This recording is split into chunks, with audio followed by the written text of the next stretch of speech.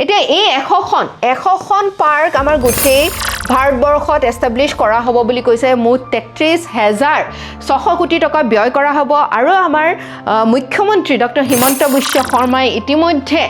এটা টাৰ্গেট লৈছে যে এই 100খনৰ ভিতৰত 8খন পাৰ্ক আমাৰ অসমত এষ্টাব্লিছ কৰা হ'ব আমাৰ অসমত প্ৰতিষ্ঠা কৰা হ'ব যাতে আমাৰ এতিয়াও এটা ডাঙৰ সমস্যা আছে যে আমাৰ নতুন যি যুৱচাম আছে নতুন প্ৰজন্মই কাম বিচাৰি বেলেগ বৰ্হি ৰাজ্যলৈ যাবলগীয়া হয় বিভিন্ন ধৰণৰ কাম সৰু হওক ডাঙৰ হওক হোৱাইট কলাৰ জবছ হওক ব্লু কলাৰ জবছ হওক এই সকল লোকক যাতে আমাৰ অসমতে সংস্থাপিত কৰিব পৰা যায় তাৰ কাৰণে এই ইণ্ডাষ্ট্ৰিয়েল পাৰ্কছবিলাকৰ অতি ডাঙৰ ভূমিকা আছে আৰু আমাক তাৰ কাৰণে শক্তিশালী লিডাৰশ্বিপ নেতৃত্ব লাগে যাতে এনে ধৰণৰ ইণ্ডাষ্ট্ৰিয়েল পাৰ্কছ আমাৰ অসমত স্থাপন কৰিব পৰা যায় তাৰ মানে এই 5 ইয়াৰ স্কিমৰ দ্বাৰা আমাৰ অসম লাভান্বিত হোৱাৰ বহুখিনি আশংকা আছে যিটো আমাৰ অসমৰ কাৰণে এটা অতি গুৰুত্বপূৰ্ণ অধ্যায় হ'বলৈ গৈ আছে চ'